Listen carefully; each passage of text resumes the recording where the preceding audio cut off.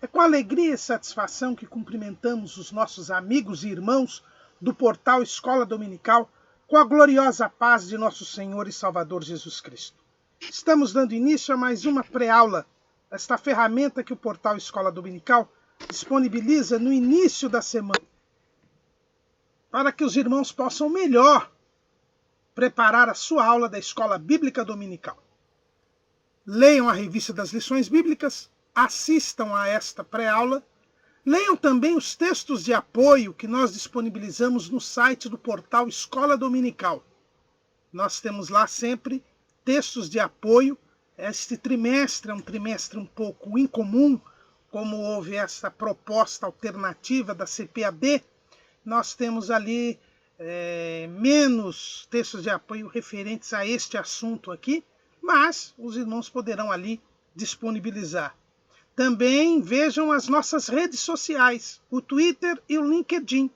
Nos atalhos, lá nas páginas do site, você já vai ver os atalhos para o Twitter e o LinkedIn, e ali os irmãos vão ver dezenas de links de videoaulas, textos de apoio e slides das várias vertentes do currículo desse trimestre, de outros currículos da Escola Bíblica Dominical, para o irmão também poder melhor preparar a sua aula da Escola Bíblica Dominical. Nós estamos também disponibilizando lições de todas as faixas etárias do currículo da CPAD, com todas as alternativas possíveis. Neste terceiro trimestre de 2020, uma das alternativas propostas pela CPAD é o uso da edição especial de uma revista do terceiro trimestre de 1993. Em 1993, o terceiro trimestre, o saudoso missionário Eurico Bergsten estudou sobre o tema avivamento, uma necessidade nos dias atuais. E a CPAD, diante deste quadro da pandemia, fez uma edição especial daquele trimestre, e mudou apenas o título. O título é agora Os Princípios Divinos em Tempos de Crise, a reconstrução de Jerusalém e o avivamento como exemplos para os nossos dias.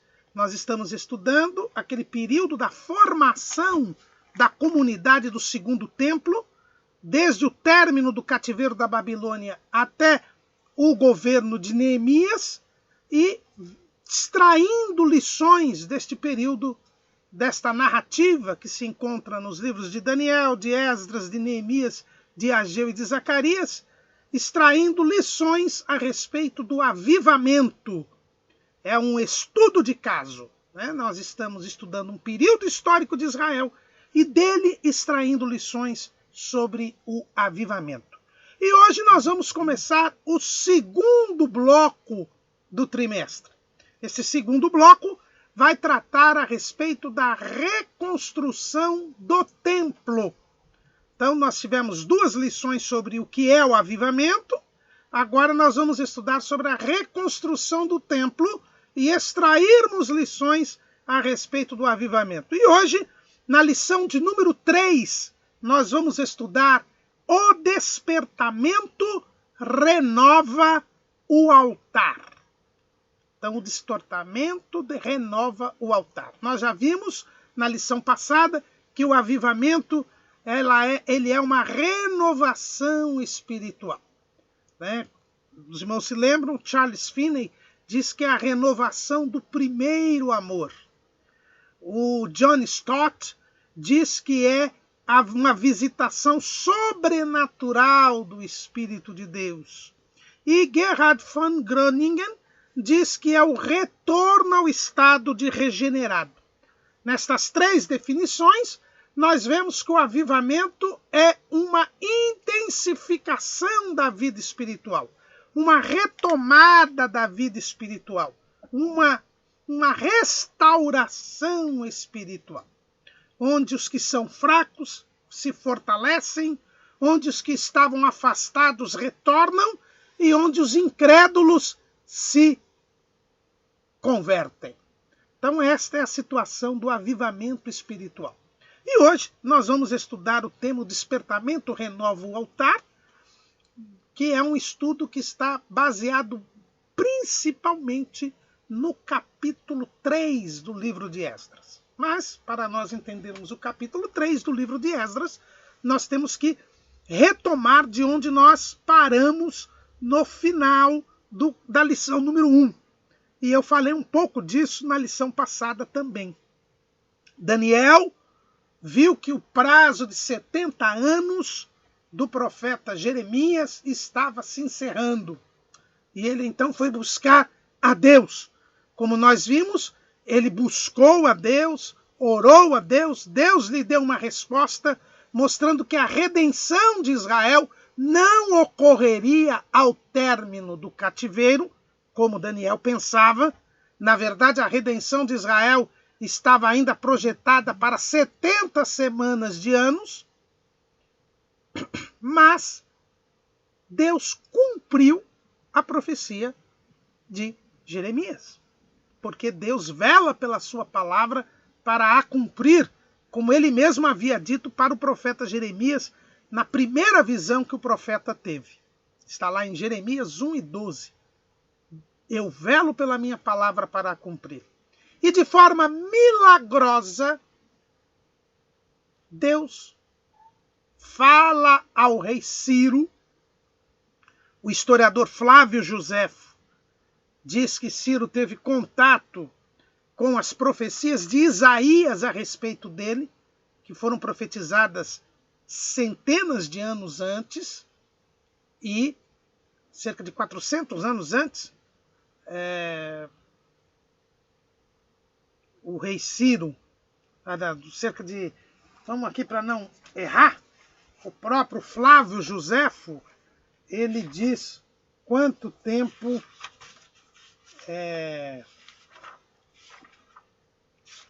Isaías profetizou. Flávio Joséfo, ele diz que o profeta Isaías profetizou 210 anos antes do nascimento de Ciro, que Ciro seria usado por Deus para livrar o povo da Babilônia. Está lá nos capítulos 44, 28 e 45, 1-5 do livro do profeta Isaías. E, segundo Flávio Joséfo, Ciro ficou tão impressionado com isso que acabou liberando o povo judeu para retornar de Babilônia. Então veja bem que Daniel orou, e mesmo tendo uma posição de destaque na corte do rei Dario, que era um rei vassalo do rei Ciro em Babilônia, nada fez a não ser orar. E Deus, mostrando que um despertamento, um avivamento, ele é um milagre de Deus, uma intervenção divina, Deus fez com que o rei Ciro determinasse o retorno do povo para a terra de Canaã. É o que você vê lá no segundo livro das Crônicas, capítulo 36, versículo 22. Porém, no primeiro ano de Ciro, rei da Pérsia, para que se cumprisse a palavra do Senhor pela boca de Jeremias, despertou o Senhor o espírito de Ciro, rei da Pérsia, o qual fez passar pregão por todo o seu reino, como também por escrito, dizendo: assim diz Ciro, rei da Pérsia: o Senhor Deus dos céus me deu todos os reinos da terra e me encarregou de lhe edificar uma casa em Jerusalém, que está em Judá. Quem dentre vós é de todo o seu povo, que suba, e o Senhor seu Deus seja com ele. É assim que termina o segundo livro das Crônicas, no capítulo 36, dos versículos 22 e 23. A tradição diz que quem escreveu este livro de Crônicas foi Esdras. E o livro de Esdras começa com este ponto. Exatamente onde termina o segundo livro das Crônicas, começa o livro de Esdras. No capítulo 1, no versículo 1. No primeiro ano de Ciro, rei da Pérsia, para que se cumprisse a palavra do Senhor por boca de Jeremias, despertou o Senhor o espírito de Ciro, rei da Pérsia, o qual fez passar pregão por todo o seu reino, como também por escrito, dizendo: assim diz Ciro, rei da Pérsia: O Senhor Deus dos céus me deu todos os reinos da terra, e ele me encarregou de lhe edificar uma casa em Jerusalém, que é em Judá. Quem há entre vós, de todo o seu povo, seja o seu Deus com ele, e suba a Jerusalém, que é em Judá, e edifique a casa do Senhor, Deus de Israel. Ele é o Deus que habita em Jerusalém. Então, os irmãos percebam aqui que o escriba Esdras, ele mostra bem isto. Primeiro, que Deus é quem despertou o rei Ciro para que o povo retornasse. Não foi nenhuma gestão de Daniel, não foi nenhuma gestão do rei Dario, nem dos anciãos do povo. Foi Deus quem despertou Ciro para cumprir a palavra de Jeremias. E a ordem que o rei Ciro deu foi para a edificação do templo. Aqui, eu disse já na aula passada, Ciro não se converteu. É diferente do caso de Nabucodonosor. Ciro não se converteu. Ciro faz aqui nitidamente uma associação do Deus de Israel com o Deus dos céus da religião persa. Os persas acreditavam em dois deuses, Hormuz, que era o deus do bem, o deus da luz, o deus do céu, e Arimã, que era o deus do mal, o deus das trevas. E ele associa Deus, o Deus dos céus, ao Deus de Israel. Diz que este é o Deus que habita em Jerusalém, ele diz aqui na sua ordem. E a ordem é para edificar o templo. Portanto, ainda não tinha começado a contagem dos 490 anos para a redenção de Israel, que Deus disse para Daniel. Aquela revelação, as 70 semanas, é quando saísse a ordem para edificar a cidade. E aqui nós estamos tendo a ordem do rei Ciro para edificar o templo. Então, saiu um pregão, foi pregado, foi apregoado, foi dito, né? O rei mandava, principalmente o Império Persa, que era um império muito bem organizado administrativamente. Havia funcionários do rei que iam de cidade em cidade proclamar os decretos do rei. E estava esse decreto autorizando o povo judeu a voltar para a sua terra. E com uma missão, um encargo: edificar a casa do Senhor. Então, os irmãos vejam a preocupação de Deus, que era a preocupação de Daniel. Não se tratava de dar independência política aos judeus. Os judeus continuavam sob o domínio persa. Se tratava de criar condições para que o povo de Israel pudesse receber o Messias. Deus usava da sua misericórdia, depois que o povo havia levado a máxima punição da lei, que era a perda da terra, Deus agora, 70 anos depois, trazia o povo de volta para a terra, para que ali eles continuassem a aguardar o Messias. As 70 semanas, a revelação das 70 semanas fala do Messias, fala do Redentor, daquele profeta que havia sido mencionado por Moisés, do filho de Davi, que foi também mencionado pelo profeta Natã ao próprio Davi. Então, a esperança que Daniel tinha no Messias, a esperança que o povo tinha no Messias era renovada e o povo era autorizado a voltar para a terra de Canaã. A primeira coisa que nós vemos é que o rei, além de autorizar o retorno do povo, ele também, além de autorizar o retorno do povo, ele também deu todas as condições para a reconstrução do templo. Veja que ele mandou reconstruir o templo, mas o texto bíblico diz que a ordem do rei também dizia, capítulo 1, versículo 4, e todo aquele que ficar em alguns lugares em que andar peregrinando, os homens do seu lugar o ajudarão com prata e com ouro e com fazenda e com gado, afora as dádivas voluntárias para a casa de Deus que habita em Jerusalém. Então, os irmãos, observem que o rei deu todas as condições. Eles poderiam, todos os governadores, todas as pessoas que estavam ali em volta, nas proximidades da terra de Canaã, tinham que ajudar com ouro, prata e dádivas o necessário para a construção do templo. Assim também, quem pudesse dar voluntariamente ofertas para o templo. Não só o povo ganhava a liberdade com a obrigação de construir o templo, reconstruir o templo, como também eles tinham todas as condições do tesouro real, todas as condições para reconstruir. Irmãos, Deus sempre dá as condições necessárias para que nós cumpramos a sua vontade, façamos a sua obra. Não temos desculpa dizendo que não temos condições, porque Deus tem o controle de todas as coisas. E se Ele nos manda fazer algo, Ele dá as condições para isso.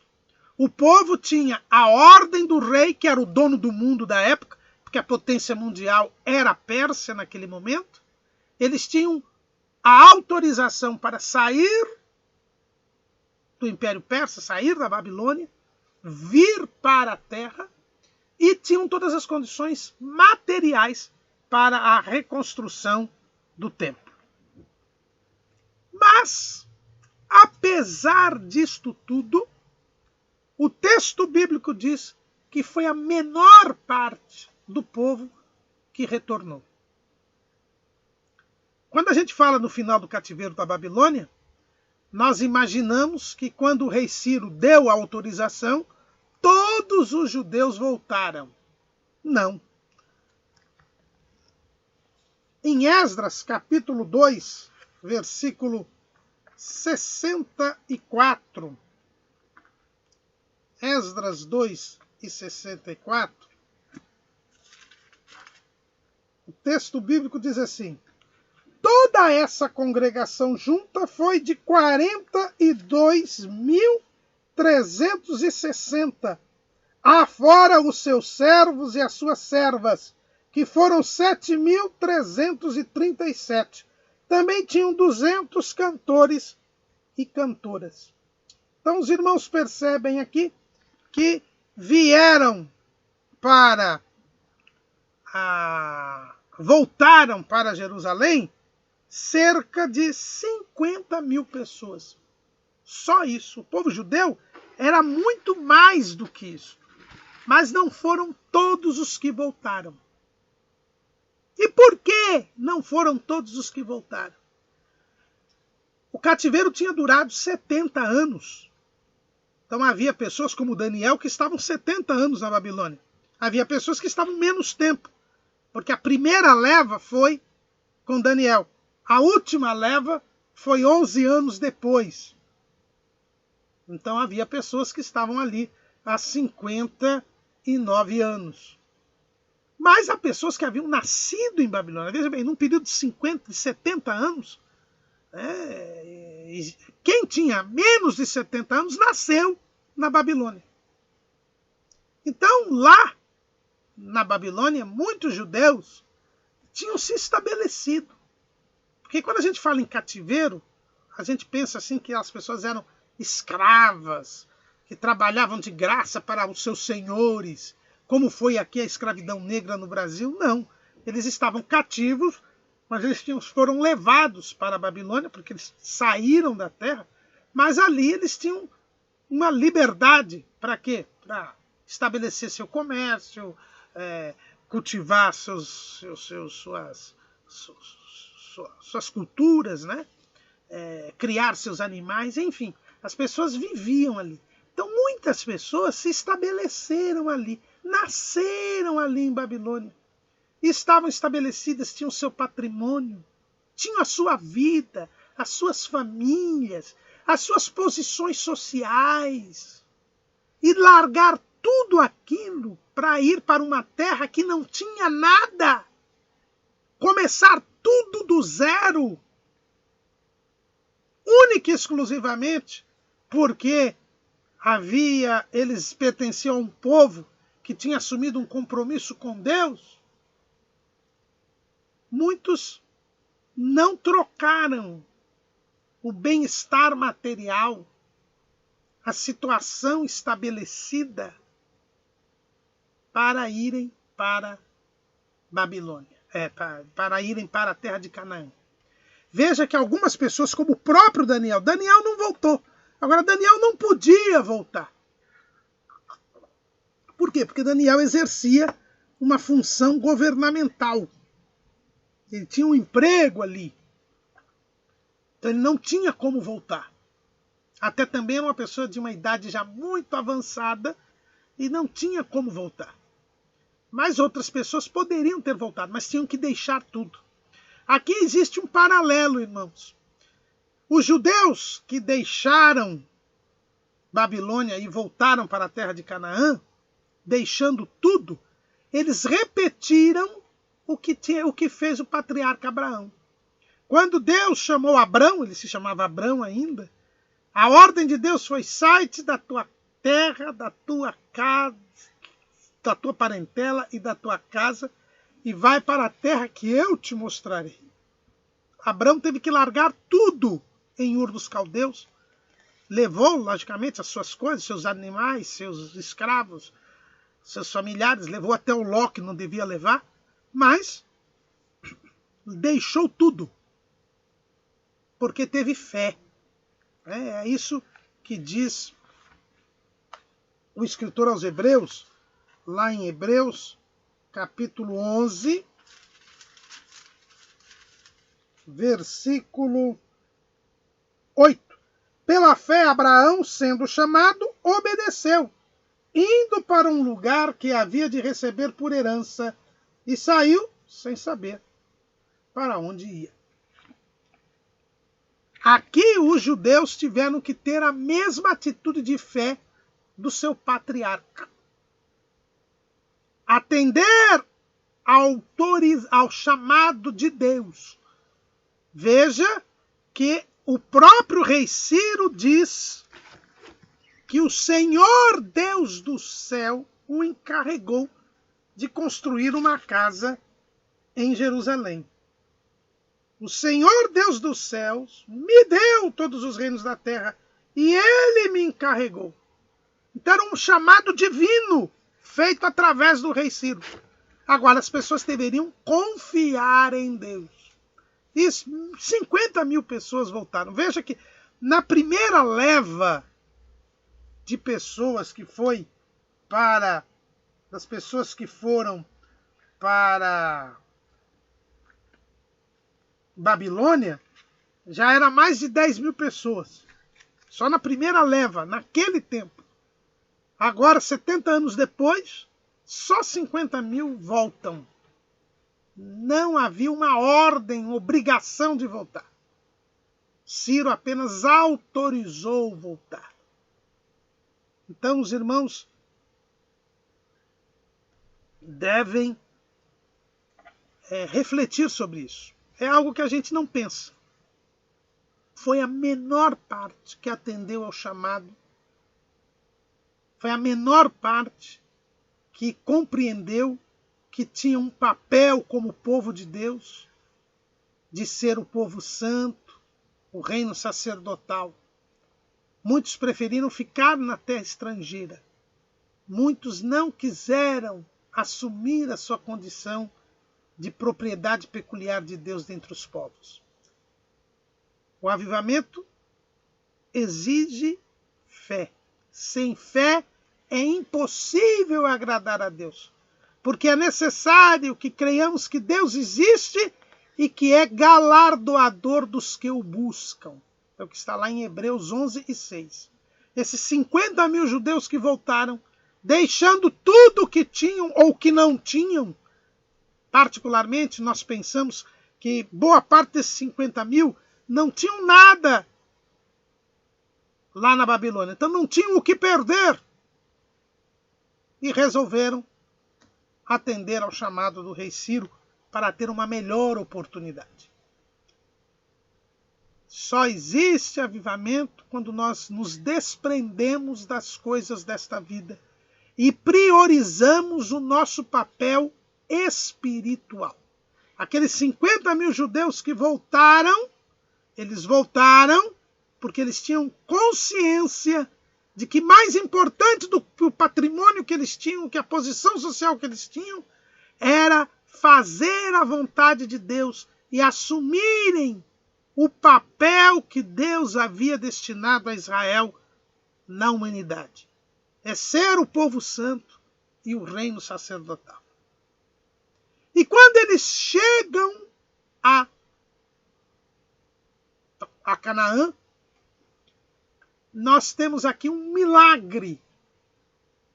Qual é o milagre que eles encontram? Eles encontram a terra à disposição. Muitas vezes, irmãos, nós não pensamos nisto. Nós não pensamos nisso. Mas o que acontece se nós temos uma casa e a gente abandona essa casa? Em pouco tempo alguém vai ocupá-la. Uma terra toda ficou vazia durante 70 anos. É coisa de Deus, é um milagre de Deus. Os povos vizinhos não ocuparam a região.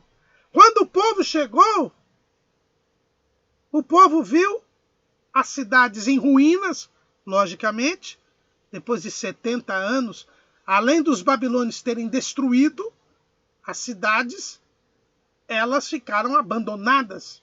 Então cresceu mato, estava tudo em ruína, mas estavam desocupadas, milagrosamente desocupadas. O que não aconteceu depois que os judeus deixaram a terra prometida pela segunda vez no ano 135, quando eles foram expulsos definitivamente da terra de Canaã. No ano 70, Jerusalém e o templo foram destruídos. Mas só no ano 135, depois daquela revolta de Bar Kokhba, é que o imperador Adriano, na época, expulsou definitivamente os judeus da terra prometida, de onde eles só voltaram agora em 1948. Mas voltaram e até hoje tem uma briga. Por quê? Porque nessa segunda vez, Deus não deixou a terra vazia. Os árabes a ocuparam. E essa briga que existe hoje é por causa disso. Mas naquela primeira vez, Deus milagrosamente deixou. E o povo veio e ocupou a cidade. E assim é que começa o capítulo principal que nós vamos estudar hoje, que é o capítulo 3 do livro de Esdras. O texto diz: chegando, pois, o 7º mês, e estando os filhos de Israel já nas cidades, se ajuntou o povo como um só homem. Então, o que a gente observa aqui é que o povo veio, saiu de Babilônia, esses 50 mil judeus, sob o comando de Zorobabel, que também é chamado de Sesbazar. Há muita discussão se esse Sesbazar é o mesmo Zorobabel, mas tudo indica que sim. Zorobabel é um nome judaico, Sesbazar é o nome persa, ou babilônio, de Zorobabel. Zorobabel, que era descendente de Davi, ele vem como governador. E junto com ele vem Jesua, que era o sumo sacerdote. O sumo sacerdote. Então eles vem Zorobabel como governador e Jesua ou Josué, ele é chamado de Josué no livro de Zacarias e de Jesua no livro de Esdras, eles vêm comandando o povo, trazem também os utensílios da casa de Deus, boa parte dele, não todos eles, mas boa parte dele, que o rei Ciro mandou que lhe se entregasse. E aqui a gente vê o cuidado de Deus.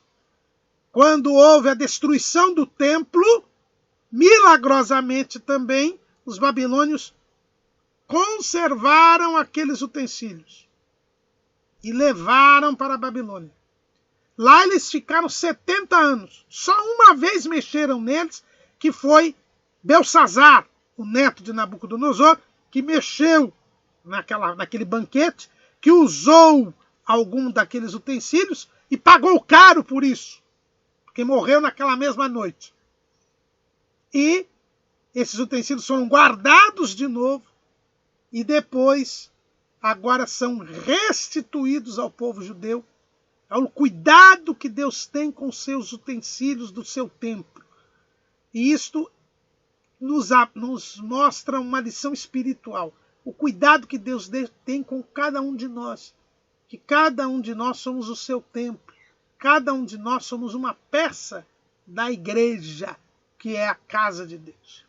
Então Deus tem cuidado para com os seus. E então eles vêm com esses 50 mil judeus e cada um vai para a sua cidade. E chegando à sua cidade, encontra, como eu disse, a cidade desocupada e muito trabalho para fazer. Muito trabalho para fazer. O texto bíblico nos elenca, né? O capítulo 2 de Esdras fala todos os que vieram, também mostrando que Deus sabe aqueles que lhe são fiéis, sabe aqueles e anota o nome daqueles que são fiéis, que estão dispostos a servi-lo. E estes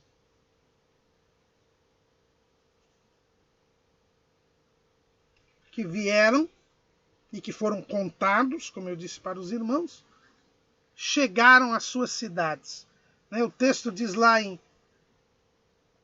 Esdras 2:70, e habitaram os sacerdotes e os levitas e alguns do povo, tanto os cantores como os porteiros e os netineus, nas suas cidades, como também todo Israel nas suas cidades. Cada um foi para a sua cidade. Isso era natural, porque cada um foi para a sua cidade para reconstruir a sua cidade. Só que existia uma coisa. O rei Ciro disse que eles deveriam voltar para edificar a casa do Senhor. E cada um foi para a sua cidade, o que é natural. Só que tinha muito trabalho para ser feito. Só que tinha que reconstruir tudo, começar tudo do zero. Haviam as ruínas, o mato, e o povo se envolveu com estas coisas. Esqueceram de ir a Jerusalém para começar a reconstrução do templo. E aqui nós temos um grande fator para estudar, já que o nosso foco é o avivamento. É a questão da distração. O povo foi para as suas cidades e tinha muito trabalho para ser feito. Tinha que reconstruir tudo, tirar o monturo, tirar as ruínas, começar a construir as casas, começar a preparar o campo para a sua criação, para o plantio. Era muita coisa. E eles se esqueceram de que tinham um encargo de Deus que foi transmitido pelo rei Ciro, que era reconstruir o templo. E o templo tinha que ser reconstruído em Jerusalém. Mas ninguém foi para Jerusalém, cada um foi para a sua cidade. E ali eles se envolveram com as coisas desta vida, se envolveram com as tarefas necessárias que tinham que fazer e se esqueceram do motivo pelo qual eles haviam sido libertos. Isto acontece conosco também, irmãos. O dia a dia, os embates da vida, as dificuldades para a nossa própria sobrevivência, para a nossa própria manutenção, estas coisas todas nos fazem esquecer da adoração a Deus, esquecer de servir a Deus, de fazer a obra de Deus, de fazer aquilo que Deus está exigindo de nós. E, diante desta distração, nós perdemos o foco. Nós deixamos de dar prioridade às coisas de Deus. E isto é algo extremamente preocupante. Quando Jesus fala da parábola do semeador, vamos ver lá na versão que nos apresenta o evangelista Mateus, no capítulo 13, ele fala do perigo da distração e do envolvimento das coisas desta vida. A semente que caiu no terceiro terreno, que é o terreno dos espinhais, representa este perigo. Leiamos lá a explicação que Jesus dá desta parábola, lá em Mateus capítulo 13, versículo 22. E o que foi semeado entre espinhos é o que ouve a palavra, mas os cuidados deste mundo e a sedução das riquezas sufocam a palavra e fica infrutífera. Então, o que diz o Senhor Jesus? Que o envolvimento com as coisas desta vida, com os cuidados deste mundo, a própria sedução das riquezas, faz com que a palavra seja sufocada. E o que é a palavra? É a vida espiritual. Porque a vida espiritual vem pela palavra. Nós somos gerados de novo pela palavra. Não é isso que diz o apóstolo Pedro, lá em 1 de Pedro, capítulo 1, versículo 23? Sendo de novo gerados não de semente corruptível, mas da incorruptível, pela palavra de Deus, viva e que permanece para sempre. Então, quando Jesus diz que sufoca a palavra, é porque sufoca a vida. E aqui é um obstáculo ao avivamento, é o contrário do avivamento. É o amortecimento. É a perda da vida espiritual. Quando nós nos voltamos para as coisas deste mundo, para os cuidados deste mundo, quando nós deixamos de focar a vida espiritual em prioridade, deixamos de buscar primeiro o reino de Deus e a sua justiça, nós cometemos este problema, que foi o que estava acontecendo com o povo. O povo, veja que foram só 50.000 que vieram, a menor parte, que escolheram a melhor parte. Preferiram servir a Deus, ser o povo de Deus, do que ficar acomodados lá na Babilônia. Mas, quando chegaram a Canaã, deram prioridade às coisas deste mundo, à reconstrução das suas cidades. E o resultado disso é que se distraíram, deixaram de lado. Muito provavelmente eles chegaram no mês 5º. O texto bíblico não diz, mas quando Esdras volta com o povo, e a gente vê isso, traz uma nova leva de povo, lá a gente vê isso lá em Esdras capítulo 8, Esdras diz que ele partiu no primeiro mês e diz que chegou em Israel no quinto mês, segundo Edward Classen e segundo Frank Classen e Edward Rees, aqueles cronologistas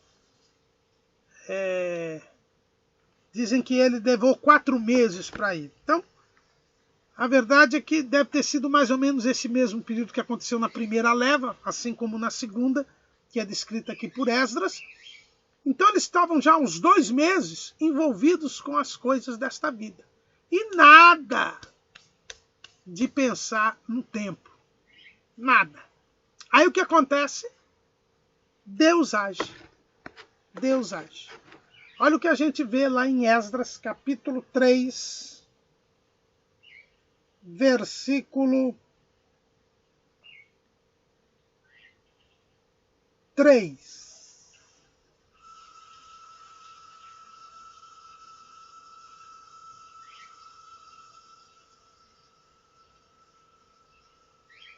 O texto diz assim: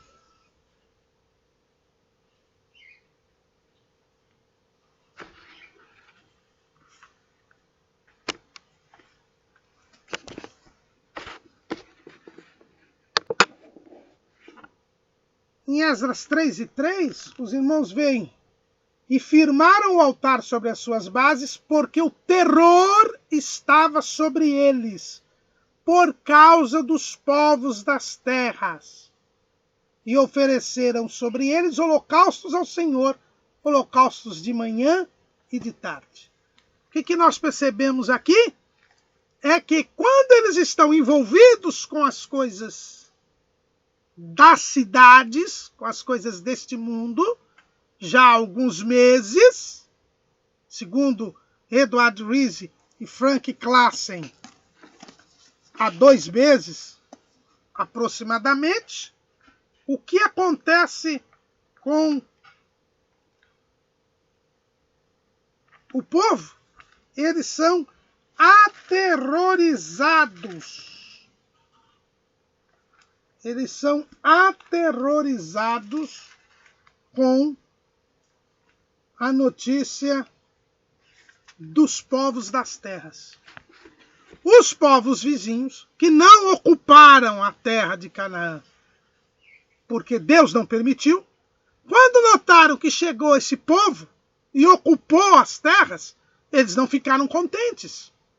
Eles viram a oportunidade que eles tinham perdido de ocupar aquelas terras. E agora vinha um povo que eles não eram amigos, que tinham costumes diferentes, para ocupar novamente estas terras. E aí começaram a surgir os burburins. Começaram a surgir as notícias de que os povos das terras poderiam vir invadir a terra. E os judeus não tinham exército, os judeus não tinham segurança. E diante destas notícias, o povo se apavorou. E estava chegando o mês 7º. O mês 7º é um mês particularmente festivo no calendário judaico. Esse mês 7º corresponde ao mês de setembro e outubro do nosso calendário. E nesse mês 7º nós temos 3 grandes festas na lei de Moisés. A festa das trombetas, que é no primeiro dia do mês 7º. O dia da expiação, que é no dia 10 do mês 7º. E depois a festa dos tabernáculos, que começa no dia 15 e vai até o dia 22 do mês 7º. Então nós temos 3 festividades. É um mês voltado para a adoração a Deus. E o povo se lembrou que estava próximo do mês 7º. Aterrorizado pelas notícias de que os povos vizinhos tensionavam invadir a terra, é o que diz aqui Esdras 3:3. Por causa do terror que estava sobre eles, eles então se lembram de Deus. vão clamar a Deus e se lembram que estão no dia 7º. E aí resolvem todos ir a Jerusalém. Todos resolvem ir a Jerusalém para adorar a Deus.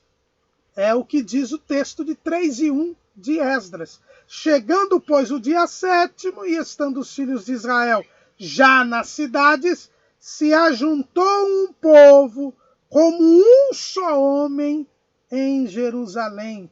E levantou-se Jesua, filho de Zosadac, e seus irmãos os sacerdotes, e Zorobabel, filho de Sealtiel, e seus irmãos, e edificaram o altar do Deus de Israel, para oferecerem sobre ele holocaustos, como está escrito na lei de Moisés, o homem de Deus. Às vezes Deus, irmãos, manda um pavor.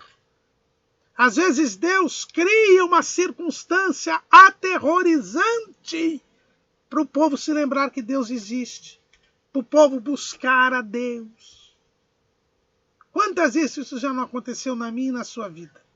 Quando nós estamos numa tendência de afastamento de Deus, Deus permite uma situação adversa, uma situação apavorante, para que eu e você nos lembremos novamente de Deus e busquemos a Deus em oração. É só ver os cultos de oração. Muitos que ali estão porque estão passando por grandes dificuldades, por grandes angústias e aflições. E se lembraram de Deus e voltaram a orar e estão orando mais. O povo se reuniu como um só povo por causa do pavor. Deus permitiu estas notícias ruins, apavorantes, aterrorizantes, para que o povo se lembrasse que havia voltado de Babilônia para construir o templo de Deus. E eles então se reúnem no mês 7º para celebrar a festa dos tabernáculos. E nesta celebração, eles começam a construção do templo. Por que começar pelo altar? Quando nós vemos, quando o povo fez o pacto com Deus no Monte Sinai, é verdade que o povo saiu com medo dos trovões, dos relâmpagos, do terremoto, mas depois dos 10 mandamentos que Deus falou com o povo, quando Moisés ele sobe para o monte para falar com Deus, a primeira coisa que Deus manda Moisés fazer, é a primeira coisa da lei que Deus fala para Moisés e não para o povo, é a construção do altar. Olha o que está escrito lá em Êxodo, capítulo 20, versículo 24. Um altar de terra me farás, e sobre ele sacrificarás os teus holocaustos, e as tuas ofertas pacíficas, e as tuas ovelhas, e as tuas vacas. Em todo lugar onde eu fizer celebrar a memória do meu nome, virei a ti e te abençoarei. E se me fizeres um altar de pedras, não fará de pedras lavradas. Se sobre ele levantares o teu buruil, profaná-los-ás. Não subirás também por degraus ao meu altar, para que a tua nudez não seja descoberta diante deles. É a primeira coisa que Deus manda fazer. É um altar. Altar quer dizer um lugar mais alto, que poderia ser um altar de terra ou um altar de pedras, mas pedras sem lavrar, sem nenhuma participação humana, pedras brutas.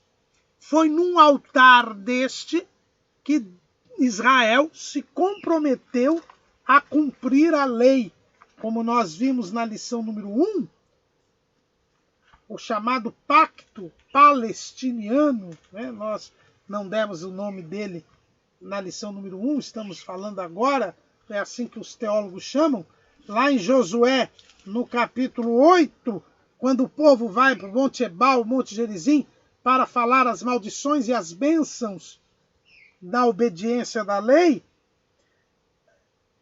o texto diz lá em Josué 8:30, então Josué edificou um altar ao Senhor Deus de Israel no monte de Ebal, como Moisés, servo do Senhor, ordenou aos filhos de Israel, conforme o que está escrito no livro da lei de Moisés, a saber, um altar de pedras inteiras, sobre o qual se não moveras ferro, e ofereceram sobre ele holocaustos ao Senhor e sacrificaram sacrifícios pacíficos. Então eles constroem um altar, porque neste altar Deus prometeu vir e abençoar o povo. O altar é o lugar de encontro entre Deus e o homem. É um lugar mais alto que o homem constrói para reconhecer que Deus é o Senhor e que eu sou seu servo, para reconhecer o senhorio e a soberania de Deus, e ali Deus prometeu vir e abençoar o povo. É por isso que eles começam construindo o altar, para poder adorar a Deus, oferecer os sacrifícios. Então, primeiro se construiu o altar. Antes do tabernáculo, você teve já o altar. No capítulo 24 de Êxodo, quando Moisés desce do monte com a primeira porção da lei, a Bíblia diz que ele edificou um altar. Êxodo 24:4. E Moisés escreveu todas as palavras do Senhor e levantou-se pela manhã de madrugada e edificou um altar. Então, antes do tabernáculo veio o altar. Antes do primeiro templo já existia um altar. Quem construiu o primeiro templo foi Salomão. Mas a Bíblia diz que Salomão, ele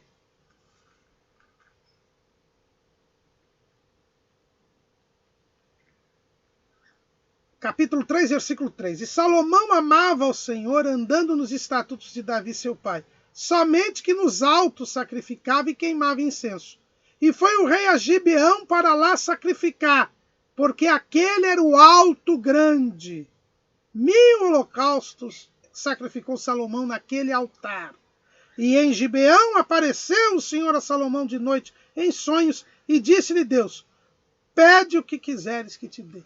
Então os irmãos vejam que também existia um altar em Gibeão, depois que o tabernáculo foi destruído, foi feito um altar em Gibeão. O altar do templo, do tabernáculo, foi levado para Gibeão, ali existia um altar grande. E Salomão, quando ofereceu sacrifícios ali, foi quando Deus apareceu para ele pela primeira vez. Porque ele amava ao Senhor e ele fez sacrifícios no altar. Então já havia um altar antes do primeiro templo. E no segundo templo também começou com um altar. E agora, irmãos, vejam bem, em dezembro de 2018, se reconstruiu o altar em Jerusalém. Foi inaugurado o altar. Prova de que está muito próximo o terceiro templo. Este templo que nós não veremos, porque Jesus arrebatará a sua igreja antes. Então, o povo, despertado pelo pavor, foi como um só povo a Jerusalém no mês sétimo, e lá foi levantado o altar. O altar é o lugar do encontro com Deus. Muita gente acha que o altar é o púlpito. Não, o púlpito não é o altar. Nós somos o altar. O púlpito é um lugar de respeito, é um lugar onde é ministrada a palavra de Deus, é um lugar onde se dirige o culto a Deus da igreja local, mas ele não é o altar. O altar somos nós. A Bíblia diz que nós somos a casa de Deus. Está lá em Hebreus, capítulo 3 de Hebreus, versículo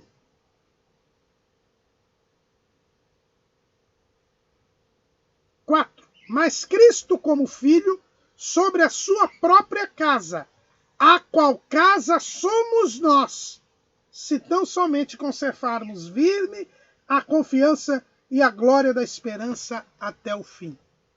Então nós somos a casa de Deus. E a casa de Deus começa com o altar. Começa com um altar. Então, a casa de Deus começa com o altar. O altar é esse lugar mais alto. É o lugar onde nós nos encontramos com Deus e que Deus vem nos abençoar. É por isso que Abraão tinha, entre os elementos que a gente encontra na vida de Abraão, o primeiro deles é o altar. Então o povo vem e é construído o altar. O avivamento, diz o título da nossa lição, renova o altar. O altar, ele precisa estar sempre bem cuidado. O altar de sacrifícios em Israel, no tabernáculo e depois no templo, ele tinha o fogo aceso por Deus. Quando o tabernáculo foi construído, veio fogo do céu e acendeu o altar. E este fogo tinha que ser mantido diariamente. É aquela famosa passagem que todos nós conhecemos lá em Levítico, capítulo 6, versículo 13. O fogo arderá continuamente sobre o altar, não se afagará. Eu vou ler até aqui as disposições aqui, toda a lei do holocausto.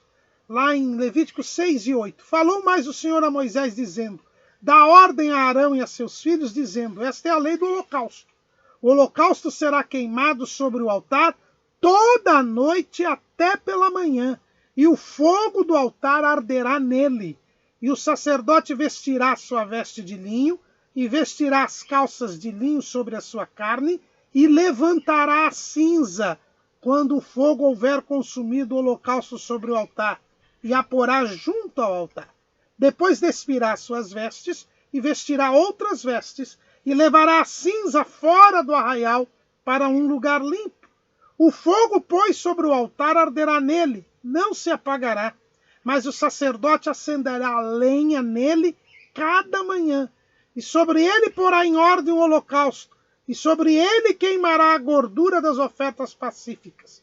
O fogo arderá continuamente sobre o altar, não se apagará. Este fogo que veio de Deus, ele tinha que ser mantido aceso, ininterruptamente. E para manter o fogo aceso ininterruptamente, tinham que ser tomados dois cuidados. O primeiro, tirar a cinza. O segundo, colocar lenha. É isto que nos significa o avivamento. Nós temos que remover a cinza. Cinza é aquilo que sobrou, é aquele resto que ficou dos sacrifícios passados. Aquilo que não foi aproveitado, ou seja, são as nossas imperfeições. São aquelas imperfeições que sempre existirão e que podem prejudicar a nossa vida espiritual, como a distração que eu disse agora há pouco. E colocar lenha é o combustível para que o fogo continue aceso. A lenha aqui representa o quê? A busca das coisas de Deus. Jesus disse, errais porque não conheceis as Escrituras nem o poder de Deus. Então nós temos que buscar o conhecimento das Escrituras e precisamos buscar também o poder de Deus para que coloquemos lenha no fogo. E assim o fogo arderá continuamente sobre o altar, o nosso lugar de encontro com Deus, e ele não se apagará. O povo lembrou-se de Deus. O povo teve medo dos inimigos. Buscou a Deus. E como um só povo veio, e a primeira coisa que se faz é construir o altar. Porque eles foram buscar a presença de Deus, queriam a bênção de Deus, queriam se encontrar com Deus. O altar é colocado em primeiro lugar lá na lei de Moisés, porque é a prioridade do nosso relacionamento com Deus. Nós precisamos dar prioridade, buscar o reino de Deus e a sua justiça. Em primeiro lugar, dar prioridade às coisas de Deus. Será que temos feito isso? Agora, observemos que o altar ele foi construído não apenas para oferecerem sacrifícios a Deus, mas já era o começo da construção do templo. Eles retomaram o projeto divino. O projeto divino era voltar para Canaã para reconstruir o templo. Era Israel assumir a sua condição de povo santo e reino sacerdotal. Então eles celebram a festa dos tabernáculos. Outro ponto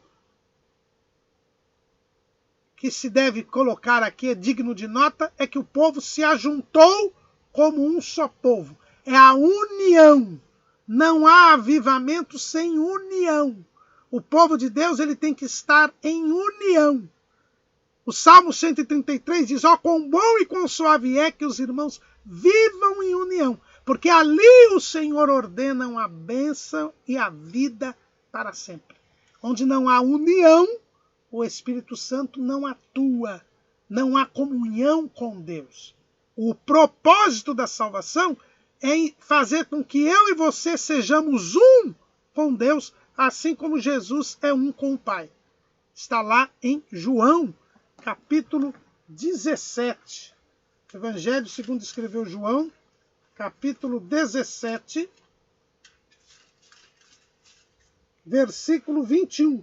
Para que todos sejam um, como tu, ó Pai, o és em mim e eu em ti, que também eles sejam um em nós, para que o mundo creia que tu me enviaste.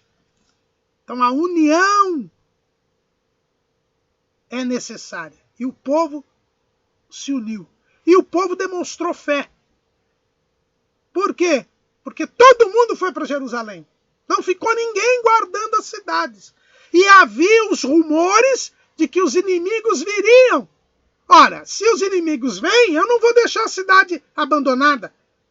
Deixar a cidade à disposição do inimigo. Mas eles creram em Deus. Deus que havia guardado as cidades por 70 anos, também iria guardar a cidade durante 7 dias. Porque a festa dos tabernáculos durava 7 dias, a sua celebração. E foi isso que eles foram comemorar. E eles foram então celebrar a festa dos tabernáculos.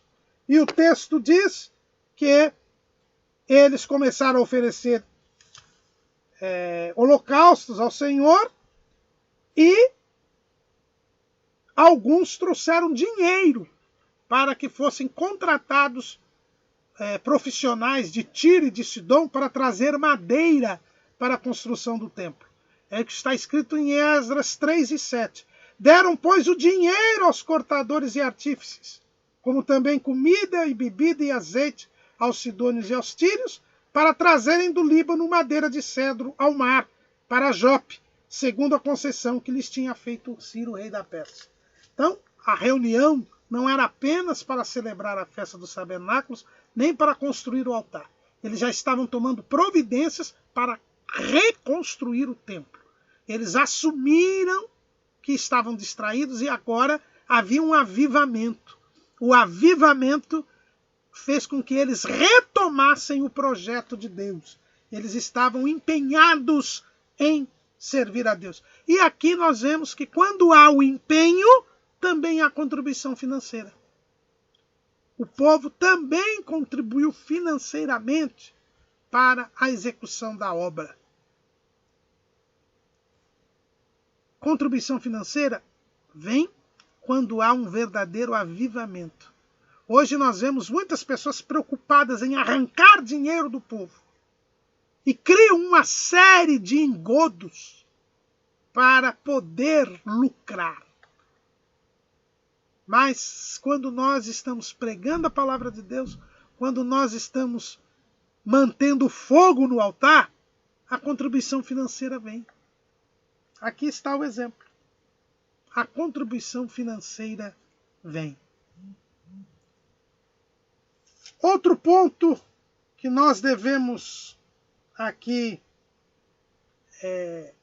ressaltar é que o versículo 4, e celebraram a festa dos tabernáculos como está escrito, e ofereceram holocaustos de dia em dia por ordem, conforme o rito Repito, cada coisa no seu dia. Avivamento é renovação espiritual, mas não é inovação. Eles celebraram a festa conforme as normas da lei de Moisés. E olha que a festa dos tabernáculos, quando os irmãos encontram lá na lei de Moisés, os irmãos percebem que cada dia o sacrifício era diferente. Eram 7 dias e cada dia era um número diferente de animais que era sacrificado. Eles fizeram tudo conforme o rito, tudo conforme a lei. Não inventaram nada novo. Avivamento é renovação, não é inovação. Então, toda e qualquer inovação que trouxerem, dizendo que é avivamento, repreenda em nome de Jesus. Não vem de Deus, é do diabo. Porque todo avivamento é uma renovação, nunca uma inovação. E o texto nos diz que no segundo ano da vinda, então eles celebraram a festa dos tabernáculos. Agora, alguns meses depois, houve uma cerimônia para lançar os alicerces do templo. E nesta cerimônia, nós vamos destacar aqui 3 pontos importantes. Primeiro ponto é que antes dessa cerimônia, entre a festa dos tabernáculos e as cerimônias, o texto sagrado diz que os levitas foram preparados.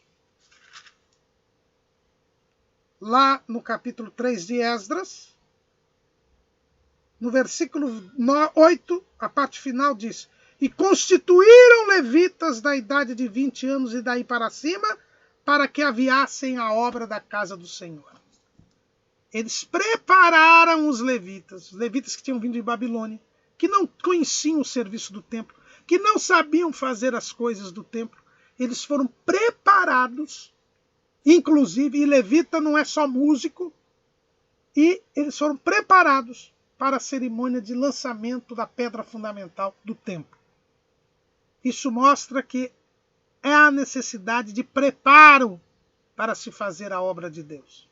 E o avivamento traz a necessidade de preparação.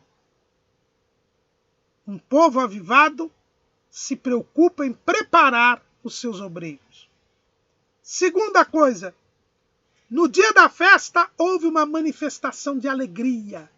Os levitas tocaram os hinos conforme as disposições do templo, lá dos dias de Davi, de Asaf, Gade. Houve muita alegria do povo. A alegria do povo não é o avivamento, é o efeito do avivamento. O povo se manifestou com alegria, mas antes disso, o povo buscou a Deus, levantou o altar, o povo confiou em Deus, o povo se uniu, o povo contribuiu financeiramente. O derramamento de poder no culto, na festividade, é resultado do avivamento. Muitas pessoas confundem o barulho e a alegria e o júbilo com o avivamento. Isso é o resultado do avivamento. E o terceiro ponto é que quando se inaugurou o templo, houve 2 reações. Os mais novos estavam alegres, porque viam que o templo seria reconstruído. Eles nunca tinham visto o templo. O templo era só uma memória que eles tinham do que os seus pais e avós haviam falado. E agora eles viam que aquele templo ia ser uma realidade. Mas os mais velhos, quando viram os alicerces do templo, e já perceberam que aquele templo seria muito mais modesto do que o primeiro templo, o Templo de Salomão, uma das maravilhas do mundo antigo, eles começaram a chorar, porque achavam que estavam em decadência.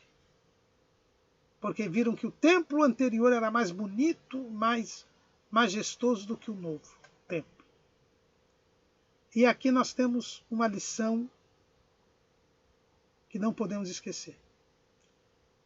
Jamais podemos ser saudosistas. Jamais podemos dizer que o passado é melhor do que o presente, ou será melhor do que o futuro. Salomão, lá em Eclesiastes, capítulo 7, versículo 10, ele diz assim: nunca digas, porque foram os dias passados melhores do que estes? Porque nunca com sabedoria isso perguntarias. É muito comum. Nós vemos muitos irmãos, diante do quadro que nós estamos hoje, de apostasia, de frieza espiritual, de escândalos, eles serem saudosistas. No meu começo da minha fé, os nossos pais na fé, que saudades daquela igreja de antigamente. Não use assim, não seja assim. A Bíblia diz que aqueles que estavam alegres suplantaram aqueles que choravam. A alegria foi maior do que a tristeza. E os novos é que estavam certos.